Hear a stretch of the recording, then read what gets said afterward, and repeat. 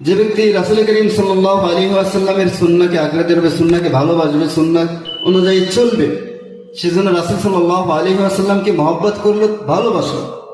আর যে রাসূলকে মহব্বত করলো কানা মাই ফিল জান্নাহ, সে রাসূলের সাথে জান্নাতে থাকবে। তো রাসূলের সাথে জান্নাতে থাকার ইচ্ছা আছে তো ইনশাআল্লাহ? ইনশাআল্লাহ। কার কার আশা আছে? আল্লাহ, হে আল্লাহ, সবাইকে আমাদের রাসূলের সাথে জান্নাতে থাকার তৌফিক দান করেন, আমিন। তো রাসূলের সাথে থাকবো কিভাবে? যদি রাসূলের সুন্নাহর উপর আমল করি। রাসূলের সুন্নাহর উপর আমল করলে, আল্লামা মামুনুল হক সাহেব নাম শুনছেন? এই তিনটা বলার আগে মামুনুল হক সাহেবের বাবার একটা কথা বলো। মামুনুল হক সাহেব নাম শুনছেন? তার বাবা আল্লামা আজিজুল হক সাহেব রাহিমাহুল্লাহ, তার নাম শুনছেন? হয়তো তার নামটা শুনেন না, ওই সময়তে এত মিডিয়ার যুগ ছিল না, ছিল কিন্তু এত এরকম ছিল না। তো আল্লামা আজিজুল হক সাহেব রাহিমাহুল্লাহ কে নিয়ে একটা মাদ্রাসা উদ্বোধন করায় নারায়ণগঞ্জে, একটা মাদ্রাসা।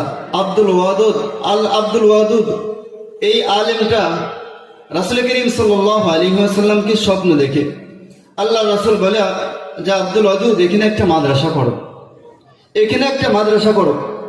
তো আব্দুল ওয়াদুদ তিনি সকালবেলা ফজরের নামাজ পড়ে জায়গার সন্ধানে বের হয়েছে, কোন জায়গায় দেখাইলো। তো খুঁজতে খুঁজতে জায়গাটা পেয়েছে, জায়গা পেয়েছে, ওখানে মাদ্রাসা করছে। মাদ্রাসা করার পর এখন মাথায় চিন্তা, যে মাদ্রাসা রাসূল সাল্লাল্লাহু আলাইহি ওয়াসাল্লাম করতে বলেছে, এই মাদ্রাসা আমি কাকে দিয়ে উদ্বোধন করাবো, কাকে দিয়ে উদ্বোধন করাবো? তো স্বপ্ন যুগে মদিনা মুনাওয়ারায় চলে গেছে। ওখানে গিয়ে দেখে হযরত আবু বকর, ওমর, উসমান, আলী রাদিয়াল্লাহু তাআলা আনহু এরা আছে। তার মাঝে হযরত আল্লামা আজিজুল হক রাহিমাহুল্লাহ তিনিও আছে। তো আবু বকর রাদিয়াল্লাহু তাআলা আনহু আব্দুল ওয়াদুদকে বলতেছে, আব্দুল ওয়াদুদ তোমাকে চিন্তিত মনে হচ্ছে। বলছে, হ্যাঁ আমি চিন্তিত। বলছে, কেন? বলছে, রাসূল সাল্লাল্লাহু আলাইহি ওয়াসাল্লাম মাদ্রাসা করতে বলেছে, আমি তো মাদ্রাসা করেছি, কিন্তু উদ্বোধন করাবো কাকে দিয়া? বলছে আল্লামা আজিজুল হক সাহেব রাহমাতুল্লাহি আলাইহির পিঠে হাত দিয়া বলছে, এই যে আল্লাহ, এই যে আব্দুল আজিজ, এই আজিজকে দিয়ে তুমি তোমার মাদ্রাসা উদ্বোধন করাইবা।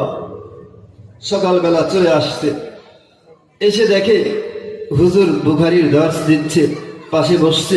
বুখারীর দর্স শেষে বলছে, হুজুর আমি এই স্বপ্ন দেখছি, আমার মাদ্রাসাটা উদ্বোধন করাইতে হবে। হুজুর এই স্বপ্নটার কথা শুনে একেবারে চিৎকার করে বেহুশ হয়ে পড়েছে।